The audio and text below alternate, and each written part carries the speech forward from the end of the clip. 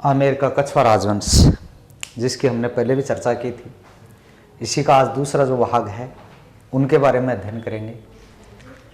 हमने पहले पढ़ा था बारमल तक, यानी सबसे पहले तेजकर्ण शासक बना था।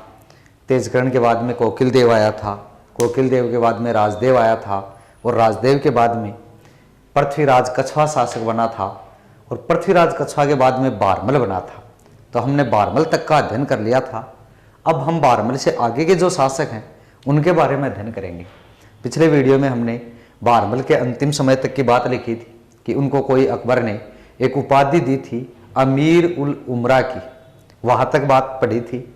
और अगर हिंदू शासकों में बात करें तो हिंदू शासकों में मुगलों की अधीनता स्वीकार करने वाला व वैवाहिक संबंध स्थापित करने वाला पहला हिंदू शासक आमेर का बारमल था। आज हम बारमल से आगे की बात करते हैं।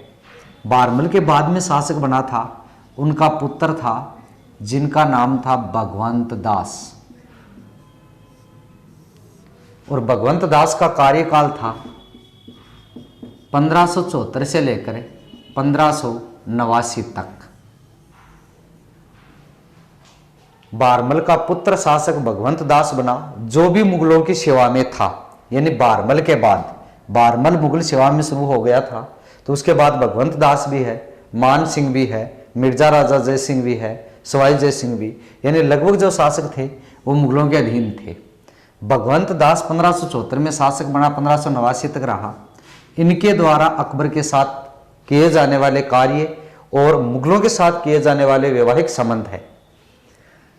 आपको अगर ध्यान हो तो 1567-68 ईस्वी में अकबर ने एक चित्तौड़ अभियान चलाया था, चित्तौड़ अभियान,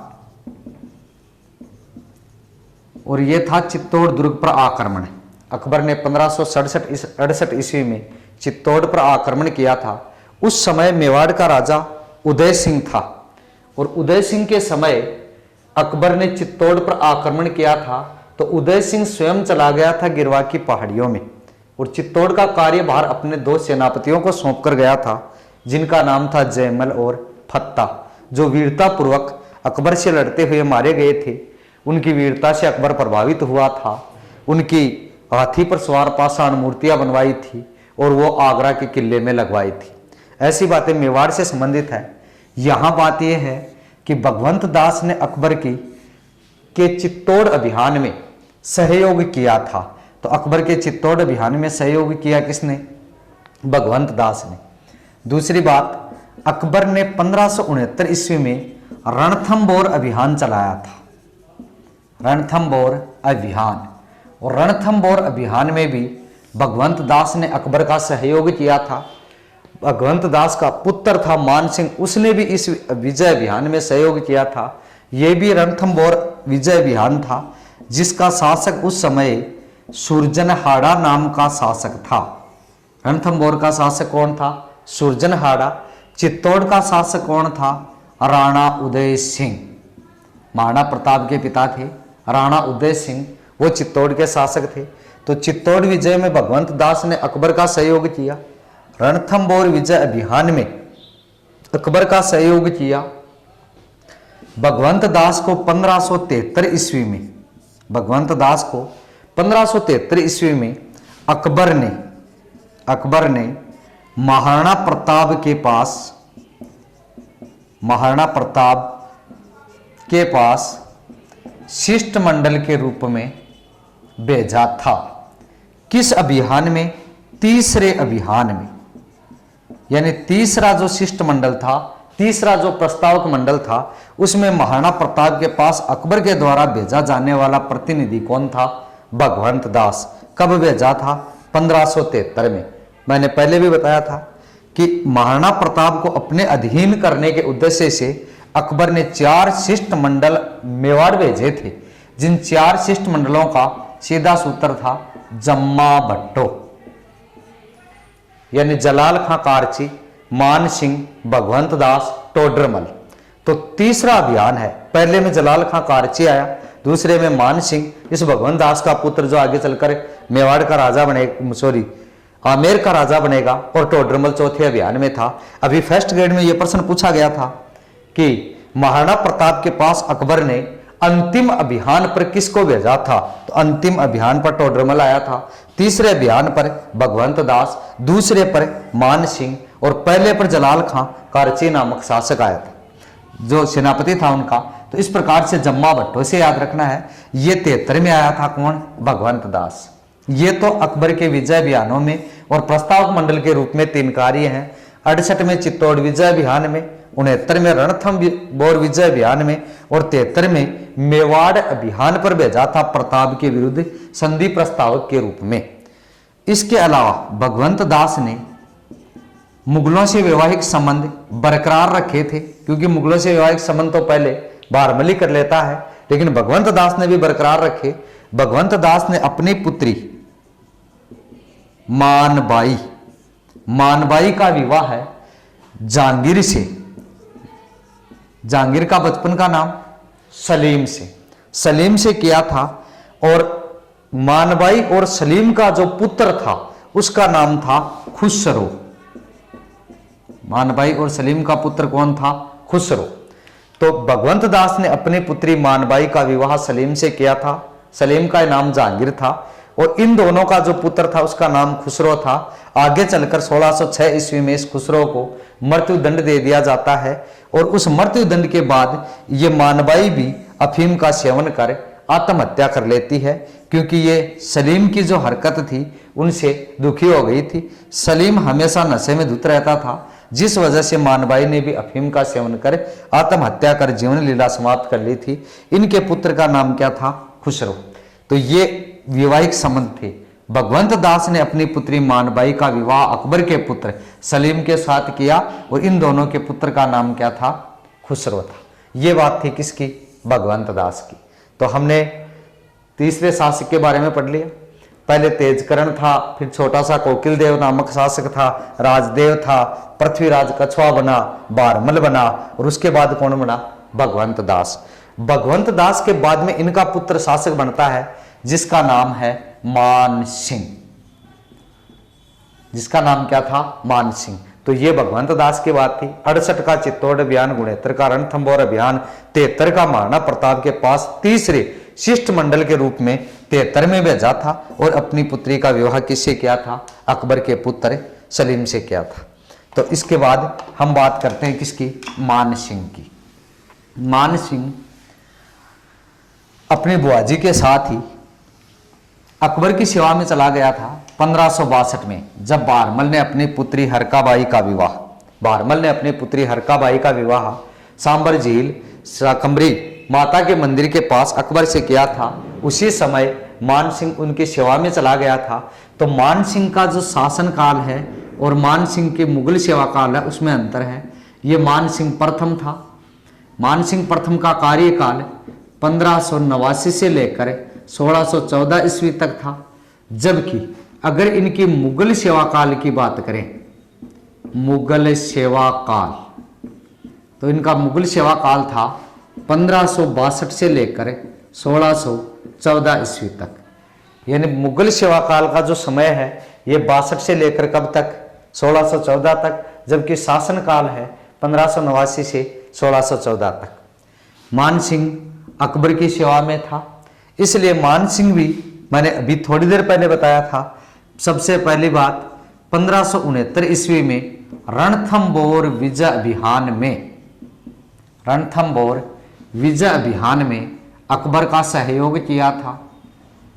रणथंबोर विजय अभियान में सुरजनहाड़ा नाम का शासक था हाड़ौती का, उसको पराजित कर रणथंबोर जीता था। इसमें मान सिंह ने सहयोग किया था। 1573 में मान सिंह को अकबर ने महाराणा प्रताप के विरुद्ध दूसरे संधि प्रस्तावक के रूप में मेवाड़ भेजा था। तो महाराणा प्रताप के पास दूसरे प्रस्तावक के रूप में या हम बोलते शिष्टमंडल के रूप में मान सिंह को भेजा था। कहां? मेवाड़। तो मेवाड़ दूसरे प्रस्तावक के रूप में आया था। मान सिंह को अकबर ने एक उपाधि दी थी, फ्रजंद की उपाधि मान सिंह को किसने दी थी? अकबर ने दी थी, जिसका अर्थ होता है पुत्र। तो फरजंद की उपाधि भी दी थी। इस अभियान में भी यह आया था। इस अभियान में दूसरे प्रस्तावक पहले मान सिंह, बाद में भगवंत दास, सबसे पहले जलाल खां, अंतिम टोडरमल। तो 4 अभियानों में दूसरे प्रस्तावक के रूप में मान सिंह आया था। 1576 के हल्दी घाटी के युद्ध में, जो महाराणा प्रताप और अकबर के बीच एक निर्णायक युद्ध रहा था, उस 1576 के हल्दी घाटी के युद्ध में अकबर की सेना का नेतृत्व करने वाला सेनापति मान सिंह ही था। अकबर की सेना का नेतृत्व करने वाला कौन था? मान सिंह। ये मान सिंह इस हल्दी घाटी के युद्ध में अकबर की सेना का नेतृत्व करता है। यहां प्रस्तावक के रूप में आता है। पर जब प्रस्तावक के रूप में आया था तब ये कोई डूंगरपुर अभियान पर गया हुआ था और वहां का राजा था एक आसकरण, उसको पराजित करके आते वक्त मेवाड़ पहुंचा था। तो जब प्रस्तावक के रूप में आया तब तो ये डूंगरपुर अभियान से आया था। किस अभियान पर गया हुआ था? डूंगरपुर अभियान पर गया हुआ था। जबकि हल्दी घाटी के युद्ध में अकबर की सेना का नेतृत्व करने वाला सेनापति मान सिंह और एक दूसरा सेनापति था उसका कोई आसफ खां, वो हल्दी घाटी के युद्ध में नेतृत्व कर रहा था। मान सिंह ने 1581 ईस्वी में अकबर का काबुल विजय में सहयोग किया था। 1581 ईस्वी में अकबर का काबुल विजय में सहयोग किया। 1591 ईस्वी में उड़ीसा विजय में अकबर का सहयोग किया और बंगाल विजय में भी अकबर का सहयोग किया था। बंगाल का तो 3 बार सूबेदार भी नियुक्त किया था। तो 81 की काबुल विजय सबसे महत्वपूर्ण थी। कोई मिर्जा हाकिम नाम का राजा था, उसको पराजित किया था। उड़ीसा विजय महत्वपूर्ण थी। यहाँ का कोई शासक था निसार खां, उसको पराजित करने में योगदान दिया। और बंगाल विजय में तो इनका असीम योगदान रहा था। इसी सभी विजयों में सहयोग करने के कारण मान सिंह से खुश होकर अकबर ने मान सिंह को यहाँ का बंगाल का गवर्नर भी नियुक्त किया था। मान सिंह वैसे 3 प्रांतों का गवर्नर रहा था, बंगाल, बिहार व काबुल। अकबर ने मान सिंह को बंगाल, बिहार व काबुल का गवर्नर नियुक्त किया था। उड़ीसा नहीं आएगा, बंगाल, बिहार और काबुल का गवर्नर नियुक्त किया था। तो मान सिंह अकबर के 3 प्रांतों में सूबेदार के रूप में काम कर रहा था, बंगाल, बिहार और काबुल। बंगाल का तो 3 बार सूबेदार रहा था।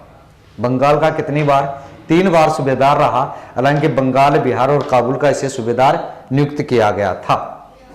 मान सिंह को अकबर के दरबार में 7000 का मनसब प्राप्त था, जो हिंदुओं में सर्वोच्च मनसब था। हिंदू सेनापतियों में सर्वोच्च मनसब था। अकबर के दरबार में मान सिंह को 7000 का मनसब प्राप्त था। हिंदू शासकों में मान सिंह के अलावा एक अजीज कोका को 7000 का मनसब प्राप्त था और बाकी सर्वाधिक मनसब किसका था? मान सिंह का ही माना जाता है। तो मान सिंह को 7000 का मनसब प्राप्त था। मान सिंह अकबर के समय ही बंगाल में एक शहर बसाया था जिसका नाम था अकबरपुर। बंगाल में अकबर के नाम पर अकबरपुर शहर बसाया था। कहां पर? बंगाल में। और बिहार में अपने नाम पर माननगर शहर बसाया था। तो बिहार में माननगर शहर और बंगाल में अकबरपुर शहर की स्थापना किसने की थी? मान सिंह ने की थी। अकबरपुर शहर बंगाल में है, माननगर बिहार में है। ये भी मान सिंह द्वारा बसाए गए शहर थे। मान सिंह को 7000 का मनसब प्राप्त था। मान सिंह को काबुल, बिहार और बंगाल का गवर्नर नियुक्त किया था। मान सिंह ने 1569 की रणथंभौर विजय में सहयोग किया था। सुरजनहाड़ा शासक पराजित हुआ। 1573 में दूसरे प्रस्तावक के रूप में महाराणा प्रताप के पास मेवाड़ आया था। डूंगरपुर अभियान से फरजंद की उपाधि प्राप्त थी। हल्दी घाटी के युद्ध की योजना भी इसी ने बनाई थी मैगजीन दुर्ग में। 81 की काबुल विजय, 91 की उड़ीसा विजय व बंगाल विजय में अकबर का सहयोग किया था। तो ये मान सिंह किससे संबंधित तथ्य थे? 69 रणथंभौर, 73 महाराणा प्रताप के पास प्रस्तावक, फरजंद की उपाधि, 76 में हल्दी घाटी के युद्ध की योजना व सेनापति के रूप में नेतृत्व, 81 की काबुल विजय, 91 की उड़ीसा विजय, बंगाल विजय में असीम सहयोग था। 3 प्रांतों का गवर्नर रहा, काबुल, बंगाल, बिहार। 7000 का मनसब प्राप्त था। बंगाल में अकबरपुर और बिहार में माननगर शहर की स्थापना की थी। इसके अलावा मानसिंह के कुछ स्थापत्य कला से संबंधित भी कार्य हैं, जिनमें मानसिंह के द्वारा आमेर में जमवा रामगढ़ दुर्ग का निर्माण करवाया गया था और आमेर में ही शीला देवी के मंदिर का निर्माण करवाया था। शीला देवी का जो मूर्ति थी वो बंगाल से लेकर आया था मानसिंह।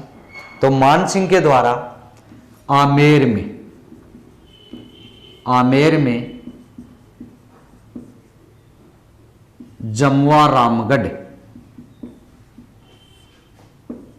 दुर्ग का निर्माण करवाया गया था। आमेर में ही शीला देवी के मंदिर का निर्माण करवाया था और ये मूर्ति बंगाल से लूटकर लाया था मानसिंह। और जयपुर में जगत शिरोमणि का मंदिर,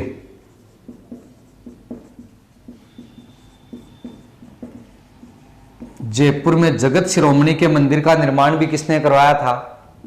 मानसिंह ने करवाया था। आमेर में जमवा रामगढ़ दुर्ग, आमेर में शीला देवी का मंदिर, जयपुर में जगत शिरोमणि के मंदिर का निर्माण करवाया था। यह अपने पुत्र जगत सिंह सेकंड की याद में करवाया था और इस मंदिर का निर्माण मानसिंह की पत्नी कनकावती ने भी इस मंदिर में सहयोग किया था। अब बात है इसके अलावा कुछ मानसिंह के समय लिखे गए ग्रंथों की। तो मानसिंह के दरबार में एक दरबारी विद्वान था, मुरारी दान ने एक ग्रंथ लिखा था मान प्रकाश नामक ग्रंथ के लेखक कौन थे? मुरारी दान मानसिंह का दरबारी विद्वान था जिसने मान प्रकाश नामक पुस्तक लिखी थी। मैं दोबारा इनको लिख रहा हूं कि मानसिंह के समय लिखे गए ग्रंथों के नाम। सबसे पहले इधर है विद्वान का नाम और इधर है इनकी पुस्तक का नाम, मुरारी दान की पुस्तक का नाम था मान प्रकाश। दूसरा एक विद्वान था जगन्नाथ ने एक ग्रंथ लिखा था मान कीर्ति मुक्तावली के लेखक कौन थे? जगन्नाथ। तीसरा विद्वान है दलपत मिश्र, इसने 2 ग्रंथ लिखे थे, पत्र प्रशस्ति और दूसरा है पवन पश्चिम। पत्र प्रशस्ति और पवन पश्चिम नामक ग्रंथ की रचना की थी। 1, 2, 3 चौथा विद्वान था पुंडरीक विठल ने ग्रंथ लिखे थे राग चंद्रोदय, राग मंजरी, नर्तन, निर्णय और एक ग्रंथ था दुन्नी प्रकाश। ये मानसिंह के समय लिखे गए ग्रंथ थे।